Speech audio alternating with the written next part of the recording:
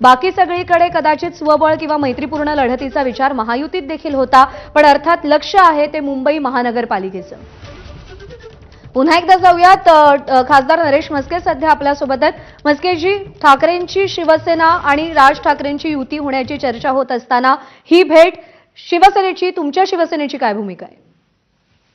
बघा, शेवटी हा जो पक्ष आहे हा उद्धव बाळासाहेब ठाकरे आणि राजसाहेब ठाकरे यांचा नवनिर्माण सेना, त्यांनी कुणासोबत युती करायची, कुणासोबत निवडणुका लढायचा, हा त्यांचा प्रश्न आहे.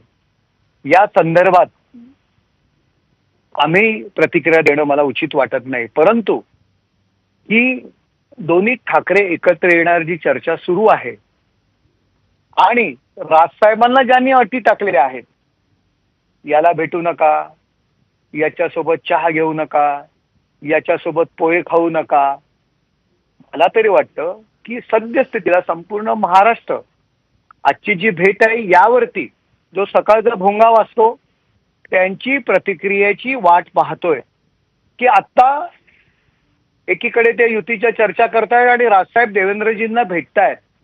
यावर त्यांची प्रतिक्रिया पहिली घेणं गरजेचं आहे किंवा त्यांची परवानगी राजसाहेबांनी घेतले का देवेंद्रजींना भेटण्याकरता, कारण त्यांनी तशा पद्धतीच्या अटी टाकलेल्या आहेत आणि तशा पद्धतीने युती होणार म्हणून चर्चा सुद्धा ते करतायत. त्यामुळे त्यांची परवानगी घेतली की नाही हे त्यांना विचारणं किंवा त्यांची प्रतिक्रिया घेणं या ठिकाणी उचित आहे की ज्यांना आता राजसाहेबांची आठवण आलेली आहे. राजसाहेबांनी संपूर्ण महाराष्ट्र पिंजून काढून त्यावेळी शिवसेना उभी केली, पण भरलेल्या ताटावरनं ज्या पद्धतीने उठवतात त्या पद्धतीने राजसाहेबांना त्यावेळी बाजूला केलं गेलं आणि आज त्यांना राजसाहेबांची जी गरज लागलेली आहे किंवा राजसाहेबांच्या बद्दल जे मत व्यक्त करतायत त्यामुळे त्यांची प्रतिक्रिया घेणं आता उचित ठरणार आहे.